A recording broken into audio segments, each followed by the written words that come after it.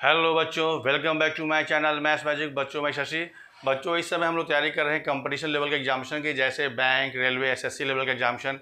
इस सभी एग्जामिनेशन में एक क्वेश्चन होता है मैथ्स का, जिसके सारे क्वेश्चन होते हैं ऑब्जेक्टिव टाइप के। तो उन्हीं ऑब्जेक्टिव टाइप के क्वेश्चन के सीरीज में आज का जो टॉपिक है वो है क्वाड्रेटिक इक्वेशन, यानी द्विघात समीकरण। तो जिस टाइप के क्वेश्चन पूछे जाते हैं एग्जामिनेशन में, उसी टाइप का स्टार्टिंग में 2-3 एग्जाम्पल लिए हैं। तो इसी टाइप के क्वेश्चन को सॉल्व करने के लिए आता है। तो यहाँ पर मतलब एक्स की वैल्यू फाइंड करनी होती है। तो ऐसे क्वेश्चन को सॉल्व करने के अगर आप फॉर्मुला यूज़ करोगे तो काफ़ी समय लगेगा, लेकिन हम जो ट्रिक बताएंगे उस ट्रिक को आप समझ लीजिएगा।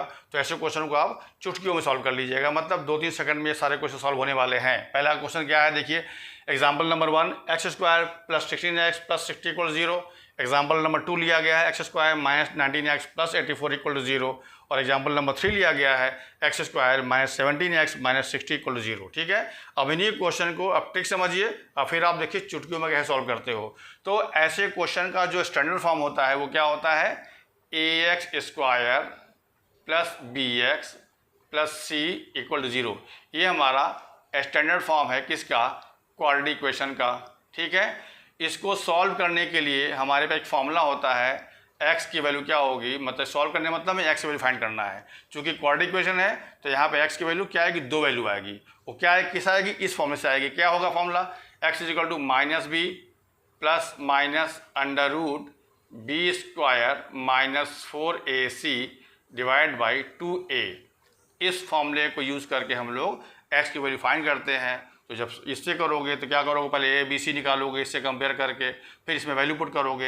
एक वैल्यू प्लस से आएगी, एक वैल्यू माइनस से आएगी, तो काफ़ी समय लगेगा। लेकिन जब ट्रिक समझ लोगे तो चुटकियों में सॉल्व करोगे। क्या है वो ट्रिक, देखिए। पहले आप ट्रिक समझिए। तो ट्रिक क्या है, तो इक्वेशन में आपको ट्रिक जो अप्लाई करना है वो ध्यान देना है कि b का साइन क्या है।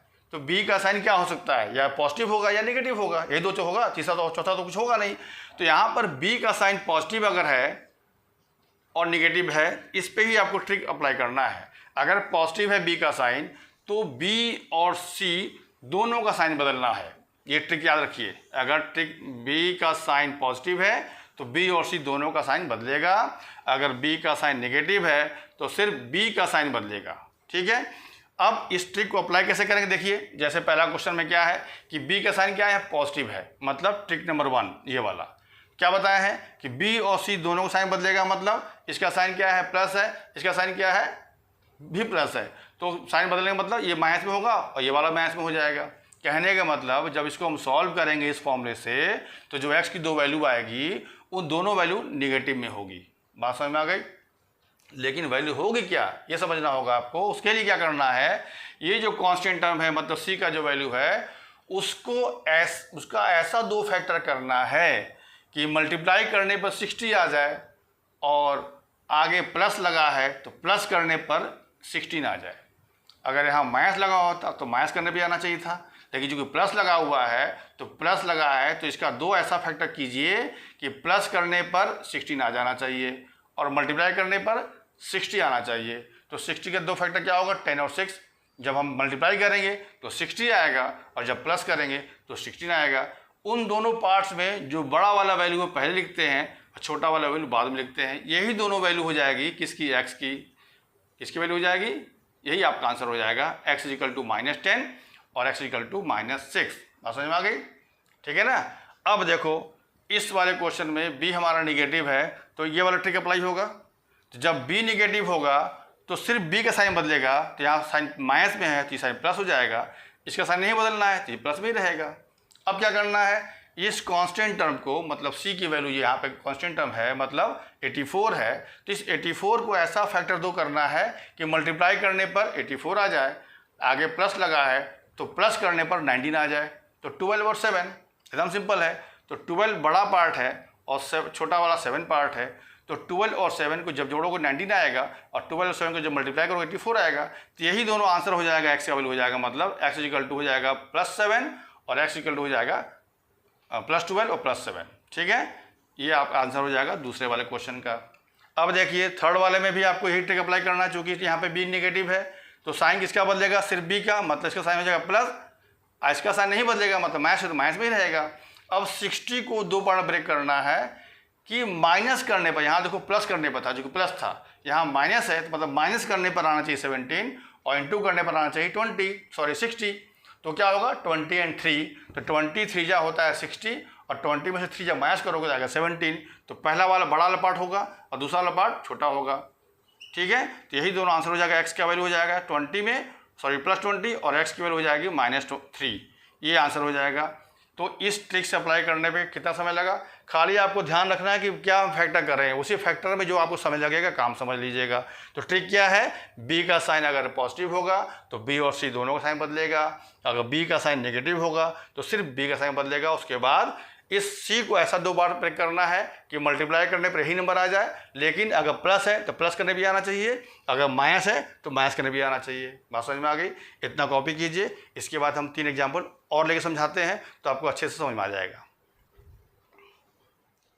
देखो बच्चों, तीन एग्जाम्पल और लिए हैं, सेम वही ट्रिक अप्लाई करेंगे। देखिए एग्जाम्पल नंबर 4 क्या है, x² + 26x + 168 = 0। एग्जाम्पल 5 जो लिया गया वो क्या है, x² - 30x + 125 = 0। और एग्जाम्पल नंबर 6 क्या लिया गया है, x² + 18x - 63 = 0। क्या बताए हैं कि b का साइन क्या होना चाहिए, प्लस अगर है तो क्या होगा, b और c दोनों का साइन बदलेगा। यहाँ पर देखो b का साइन क्या है, प्लस में है तो साइन दोनों बदलेगा, मतलब यहाँ माइनस है यहाँ भी माइनस हो जाएगा।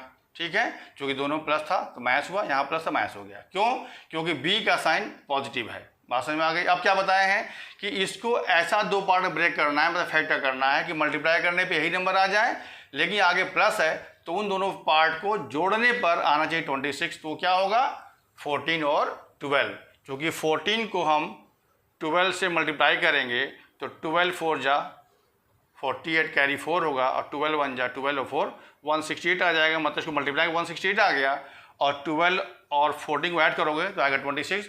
अब इसमें जो बड़ा वाला पार्ट है वो पहले लिखेंगे, मतलब 14, और छोटा वाला पार्ट बाद में लिखेंगे। यही दोनों वैल्यू हो जाएगी एक्स की, यही दोनों मेरा आंसर हो जाएगा। कितना समय लगा भैया करने में, खाली आपको बस समझना है कि साइन क्या है और इसका फैक्टर निकालना है, बस उतना ही समय लगना है। ठीक है, तो इसका आंसर क्या होगा, पहले वाले 4th का x = -14 और x = -12। अब आइए, अब यहाँ देखो b का साइन क्या है, निगेटिव है, तो निगेटिव क्या बताए थे कि सिर्फ b का साइन बदलेगा, मतलब इसका साइन निगेटिव है तो प्लस हो जाएगा, इसका साइन नहीं बदलेगा मतलब प्लस में ही रहेगा। अब क्या करना है, इस 125 को ऐसा 2 फैक्टर निकालना है कि मल्टीप्लाई करने पे 125 आ जाए, लेकिन प्लस है तो जोड़ने पर 30 आना चाहिए। तो नंबर क्या होगा, एकदम सिंपल है, 25 5 जा क्या होता है 125 होता है ना, 25 5 जा 125 और 25 और 5 जब ऐड करोगे तो आएगा 30। तो उसमें से बड़ा नंबर क्या होगा 25 और छोटा नंबर है 5, तो बड़ा नंबर पहले लिखते हैं और छोटा बाद में लिखते हैं। तो यही दोनों आंसर हो जाएगा किसका, एक्स का वैल्यू हो जाएगा x = +25 और x = +5। ये दोनों आंसर हो जाएगा इस वाले क्वेश्चन का। बात समझ में आ गई। सिमिलरली यहाँ फिर आपका देखो सिंबल क्या आ गया, b का प्लस में आ गया, तो जब प्लस सिंबल होगा मतलब पॉजिटिव होगा तो दोनों का साइन बदलेगा, मतलब b का भी बदलेगा और c का भी बदलेगा। तो b यहाँ पॉजिटिव है तो यहाँ माइनस हो जाएगा और c यहाँ निगेटिव है तो यहाँ पे प्लस हो जाएगा। बात समझ में आ गई। अब क्या करना है, इस 63 को ऐसा फैक्टर करना है कि मल्टीप्लाई करने पर 63 आ जाए और उन दोनों फैक्टर को माइनस करने पर, चूँकि माइनस है तो माइनस करने पर आना चाहिए 18। तो क्या होगा 21 and 3, क्योंकि 21 3 जा 63 और 21 में से जब 3 माइनस करोगे तो आएगा 18। तो बड़ा वाला पार्ट लिखते हैं पहले, 21 पहले लिखोगे और छोटा वाला पार्ट लिखोगे बाद में। यही दोनों आंसर हो जाएगा, x का वैल्यू -21 और x का वैल्यू +3। बात समझ में आ गई, क्लियर हुआ कि नहीं हुआ। ये तीनों आपको ट्रिक से करने से कितना समय लगा, 2-3 सेकंड में हो जाएगा। इतना कॉपी कीजिए। इसके बाद 3 एग्जाम्पल हम और लेते हैं तो आपको एकदम अच्छे से समझ में आ जाएगा। अब यहाँ पर अभी तक जो था x² के साथ मल्टीप्लाई कुछ नहीं था, मतलब a की वैल्यू 1 थी। अब जो हम एग्जाम्पल लेंगे यहाँ पर कुछ नंबर दिया रहेगा, मतलब ऐसे क्वेश्चन भी आ सकता है, तो उसको हम लोग कैसे सॉल्व करेंगे तो करते हैं अगले नेक्स्ट 3 क्वेश्चंस में। अब देखिए बच्चों, कुछ और एग्जाम्पल लिया उसी टाइप का है, बस यहाँ पर अंतर क्या है कि x² के साथ कुछ अलग से नंबर दिया हुआ है, मतलब यहाँ पर 3x² है, यहाँ 5x² है, यहाँ पर 4x² है, यहाँ पे आपका 9x² है। तो इसमें डिफरेंट क्या है कि वहाँ पे क्या था, x² के साथ जो मल्टीप्लाई था 1 था, यहाँ पे कुछ अलग अलग नंबर दिया हुआ, अंतर इतना ही है। तो थोड़ा सा आपका काम बढ़ेगा, लेकिन जो ट्रिक है वही है जो उसके पहले 6 क्वेश्चन बताया गया। ठीक है, अब देखो यहाँ पे क्या करना है, ट्रिक अप्लाई करने से पहले क्या करोगे, इसको पहले जो यहाँ 3 है या 40 है ना, तो इसको पहले आपस में मल्टीप्लाई कर लोगे। इसको मल्टीप्लाई करने पर जो वैल्यू आएगी यहाँ पर लिख लीजिए समझने के लिए, तो आएगा 43 × 120। ठीक है, अब वही ट्रिक अप्लाई करना है। बी का साइन क्या है? पॉजिटिव। तो जब पॉजिटिव होता है तो बी और सी दोनों का साइन बदलता है, तो यहाँ पे माइनस हो जाएगा, प्लस है तो यहाँ माइनस है तो यहाँ प्लस हो जाएगा। ठीक है, अब क्या करना है, इस 120 को, अब यहाँ 40, उसके पहले क्या था 40 को ब्रेक करते थे, यहाँ पे 1 जो मल्टीप्लाई करने पे है उसको ब्रेक करना है दो पार्ट में, कि मल्टीप्लाई करने पे 120 आ जाए, लेकिन यहाँ माइनस लिखा है तो उन दोनों पार्ट को माइनस करने पर आना चाहिए 7। तो वो पार्ट क्या होगा? 15 और 8 है ना। 15 जब होता है 120 तो 15 से 8 माइनस करोगे तो आएगा 7। बड़ा वाला पार्ट लिखते हैं पहले, तो ये 15 बड़ा वाला है और छोटा वाला पार्ट होगा 7। अब एक काम और करना होगा, वहाँ पे चूँकि एक्स एक्स वाई के साथ कुछ मल्टीप्लाई सिर्फ 1 था, यहाँ पे चूँकि अलग से नंबर दिया है तो जो नंबर यहाँ लिखा रहेगा ना उससे आपको डिवाइड करना होगा। बात समझ में आ गई? डिवाइड करने के बाद अगर कटता है तो काट दीजिए, तो जैसे ये वाला पहला वाला वैल्यू कट जाएगा तो ये होगा -5। एक आंसर ये हो जाएगा, और ये नहीं कटेगा तो इसको एज इट इज़ रहने दीजिए। तो एक्स की दो वैल्यू हो गई, एक हो गई -5 और एक हो गई 7/3। बात समझ में आ गई? वही ट्रिक है, थोड़ा सा काम बढ़ा। पहले आपको मल्टीप्लाई करना होगा किसको? कोफिशिएंट ऑफ एक्स स्क्वायर को और कांस्टेंट टर्म को। उसके बाद सारा ट्रिक वही अप्लाई करना है जो इसके पहले बताया गया था।